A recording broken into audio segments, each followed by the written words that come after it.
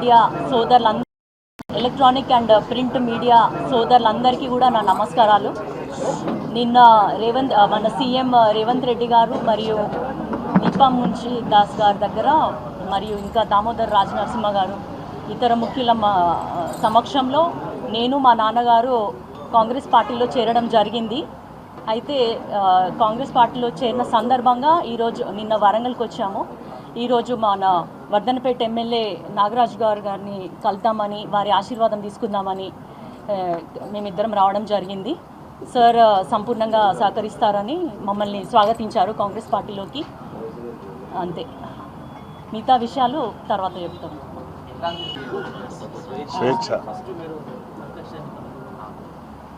అది ఇంకా ప్రత్యక్ష ఎన్నికల్లో గురించి మాట్లాడడానికి మనకేం ఇంకా ఏం అవకాశం ఇంకేం రాలేదు. వచ్చినాక తప్పకుండా నేను చెప్తాను ఎట్లా అనిపిస్తుంది అన్నది.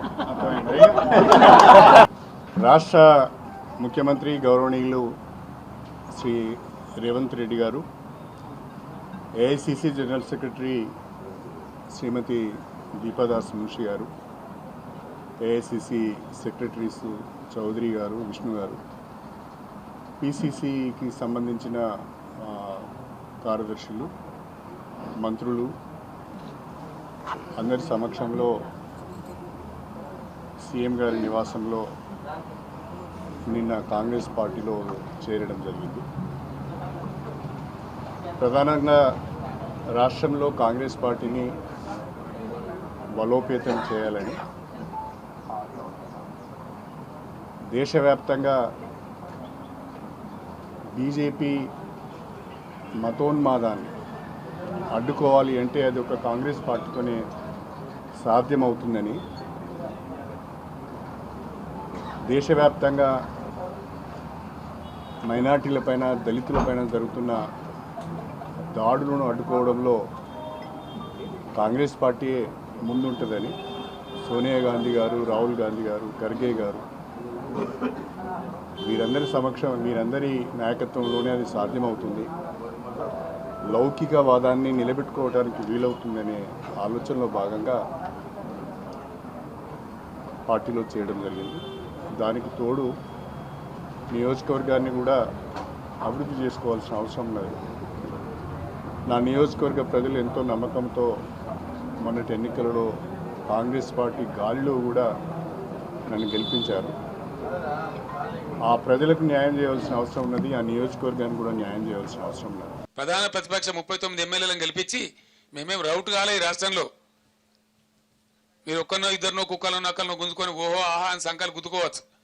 అది చాలా చీప్ టాక్టిక్స్. అది it's a cheap political stunt which is అన్కేర్డ్.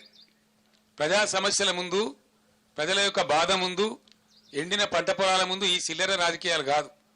ఇవి నడుస్తూనే ఉంటాయి, దీనికి పెద్ద ఇష్యూ కాదు.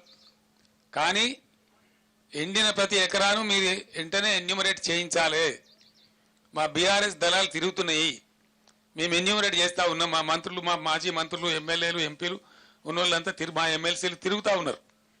ఖచ్చితంగా తీస్తాం, లెక్కలు పెడతాం, మిమ్మల్ని బజార్లకు ఈడిస్తాం, 100కు 100% మీ చేత కక్కిస్తాం. అది మీరు కట్టి తీరాలి, అది ప్రభుత్వ బాధ్యత. ఆనాడు మేము ఇచ్చినాం, మమ్మల్ని లెక్కసక్కలాడిన మీరు ఇలా మేము డిమాండ్ చేస్తా ఉన్నాం 25,000 రూపాయలు ప్రతి ఎకరానికి కట్టి ఇవ్వాలి. దానికోసం డెఫినెట్గా మిషన్ భగీరథ నీళ్ళ సప్లై కూడా వెంటనే పునరుద్ధరించాలి. కరెంటు కూడా ఏముందండి నాకు అర్థం కాదు. పెద్ద మగవాళ్ళకి అసెంబ్లీలో ఉపన్యాసాలు చెప్పినారు. కరెంటు అప్పులు చేసింది, కరెంటు అప్పులు చేస్తా. అది ఎవరి కోసం చేస్తుందండి? కరెంటు అప్పులు చెయ్యాలి, ఎందుకు చేయకూడదండి? నేను అడుగుతా ఉన్నా. రైతాంగం పంటలు మీద పెడతారా?